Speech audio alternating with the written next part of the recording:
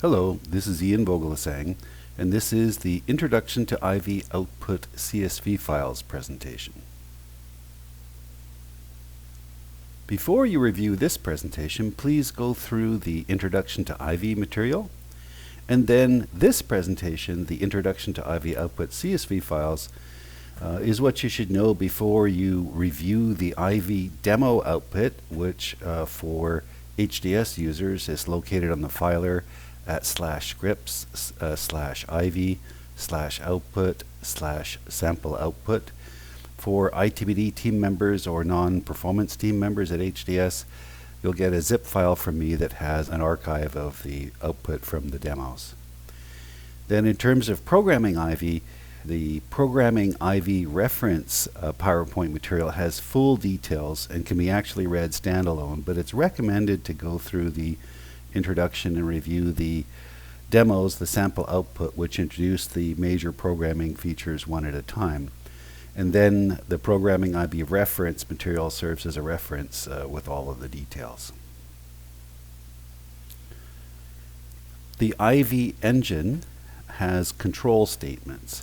The hosts statement specifies the test hosts, the IO driver hosts to use, and the select clause in that statement is used to filter all discovered LUNs to arrive at available test LUNs. The create workload statement sets up IO driver threads on test LUNs.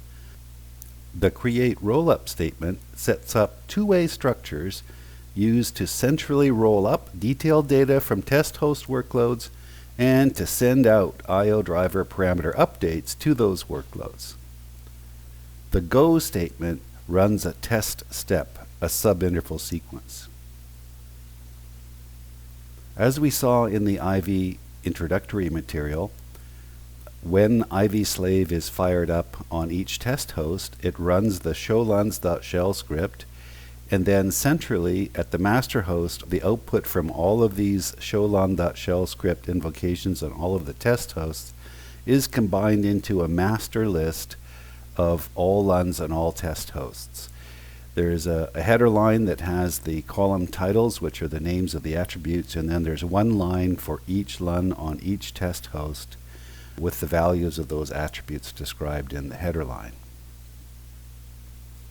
This list of all discovered LUNs is loaded into LUN objects, where for each column in the CSV file, we file the data value into the LUN under the attribute name taken from the corresponding header line column. Then later on, if we find out more information about this LUN using a command device, we may fill in more attribute values. So the key IV concept here is that IV script select clauses operate on LUN attributes. Next, from all discovered LUNs, we filter out the command devices for separate processing.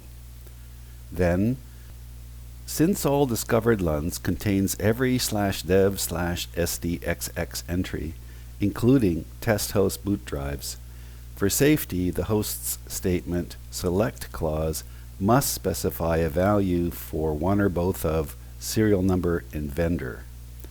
Serial number is typically what you use for Hitachi subsystems because we always get the serial number if it's a RAID or a DF subsystem.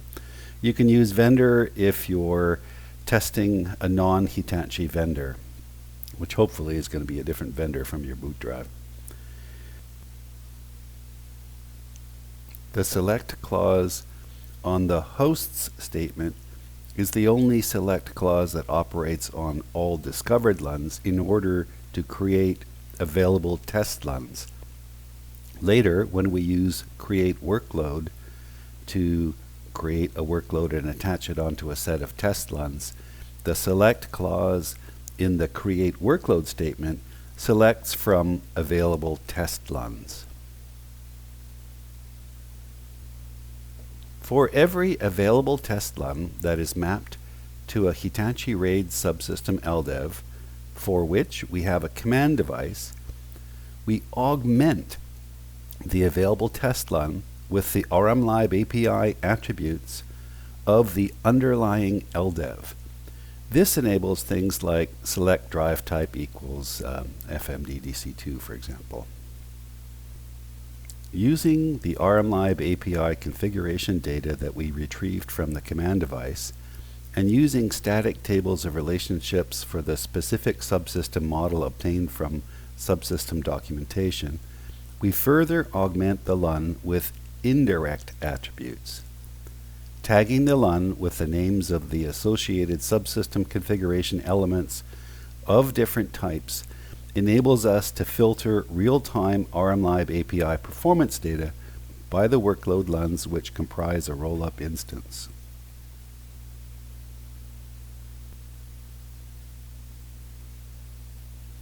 In this scalability diagram, we can see that the hosts statement is used to fire up IV on each test host and discover and retrieve the configuration information. And then the create workload statement is used to create a workload thread and attach it onto a LUN. Each workload thread can issue multiple IOs in parallel up to the specified max tags workload parameter. Each workload thread is attached to an available workload LUN. The go statement launches a test step. A test step is a series of subintervals, typically 5 seconds long. At the end of each subinterval, data are rolled up to the IV master host, consisting of both test host workload data from each workload thread attached to the available test LUNs, as well as RMLib API data if a command device was discovered on one of the test hosts going to a subsystem behind some of the available test LUNs. The master host examines the data, optionally sends out real-time IO generator updates to the workload threads, and then decides at the end of the subinterval whether to continue for another subinterval or not. For each subinterval within each test step, you get a CSV line in each CSV file within the test step folder. Within the test step subfolder, there's a subfolder for each rollup with a CSV file for each rollup instance. For example, for a host rollup by host, you might have CSV files for test host 1, test host 2, and test host 3 in the host subfolder of the test step subfolder. And then each of those CSV files will have a line for each subinterval. Then in the test step subfolder, there's a subfolder for each subsystem that we have a command device for. And within that, there's a subfolder for each type of RMLib API resource type for which we collect data. So for example, in the 410034 subfolder for the subsystem, there will be an LDEV subfolder inside that. And inside the LDEV folder, there's going to be a CSV file for each LDEV. And then in that CSV file, there'll be the measurement for each subinterval for that LDEV. Test steps are considered to be a success or a failure. If you run a test step for a fixed number of warm-up seconds and measure seconds, the test step is always considered to be a success. However, if measure equals on is specified on the go statement, the IV master thread keeps on running more subintervals until it has seen enough to make a statistically valid measurement to the required accuracy, which we call a success, or until the timeout seconds limit has been reached, in which case the test step is a failure. If the test step is a success, a summary CSV result line, like a VDBench summary.html line, is written describing the rollup over the measurement subintervals. Otherwise, an error message is written to the summary CSV files. And I must say that even if the seen enough and stop feature has made a statistically valid measurement, the test step may still be marked a failure if the rollup quantity or the rollup max droop criteria are not met.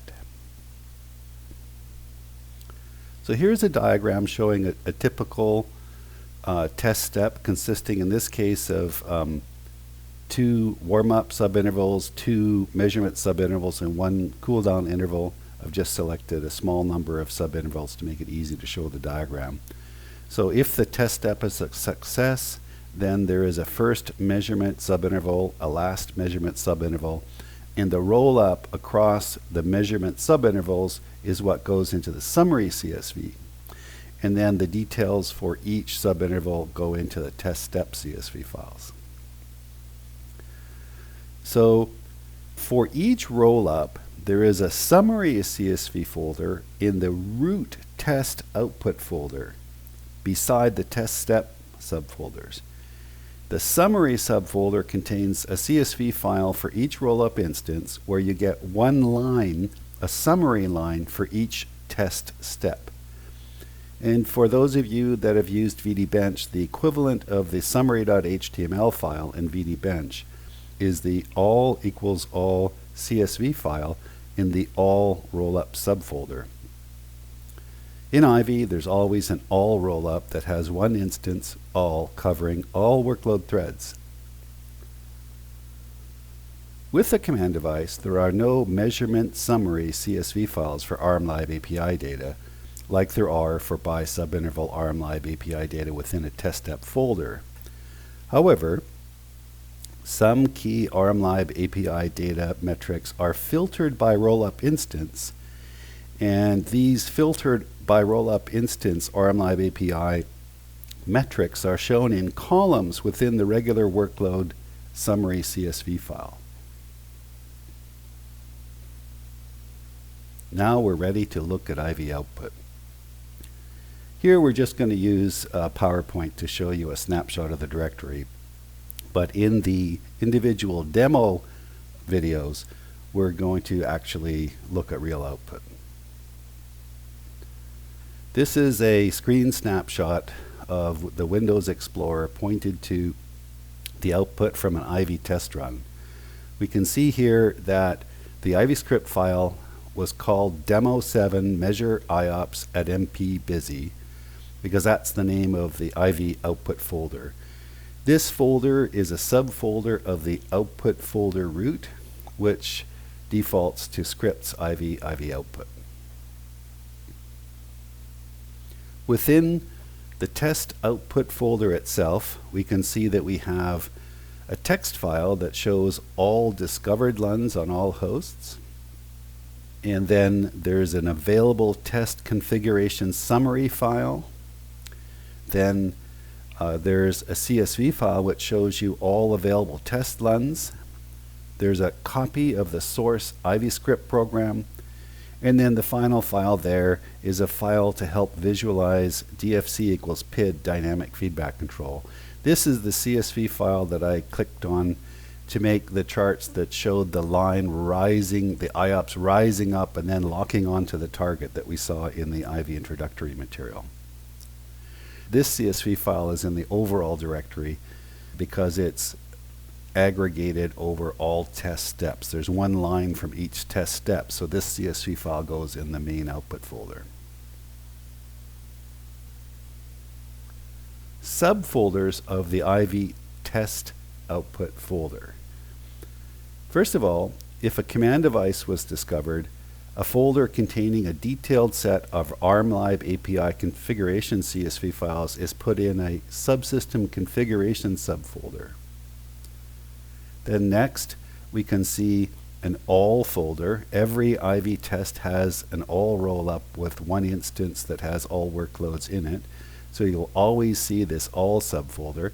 And here in the root folder for the Ivy output for this test, there's a measurement summary CSV file for the all rollup with one summary line for each test step. So look in this folder and look at the one CSV file in there, and that's the summary of the output for the entire test with one line for each test step. And these CSV files are designed to be easy to click on in Excel so that the right tags are populated in the right places. Then you'll see a logs folder. Each Ivy process thread on both the master host and the test hosts has its own log file.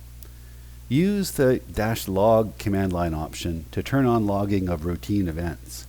Then there are also other command line options for more detailed logging. Then here we can see a subfolder called MPU. This means that in the Ivy script program, there was a create rollup MPU statement. This will have inside it a CSV file, a measurement summary CSV file for each MPU, and within the CSV file for each MPU, there'll be one summary line for each test step. And then you'll see a series of subfolders, step 0 something, step 1, step 2 something. Those are one subfolder for each test step, one subfolder for each subinterval sequence. So going back to that first subsystem configuration file and clicking on it, we can see the various CSV files that you get from rmlib if there's a command device present. You can see cache memory, cache PCB, LDEV, MP-core, port, rmlib, slot, shared memory, and subsystem. Then within each test step, there is a subfolder for rmlib API data for each command device that's in use. And within that, there's a subfolder for each type of resource for which you get data from rmlib. And then here, in this case, we've clicked on the MPU subfolder, and we can see CSV files in there, one CSV file for each MPU instance.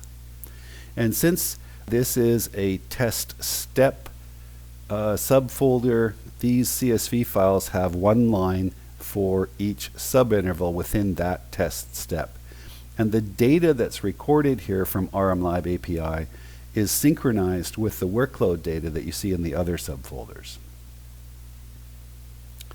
Then within these subfolders for the instances, you also get a configuration thumbnail that tells you which subsystem components were associated with each particular rollup instance.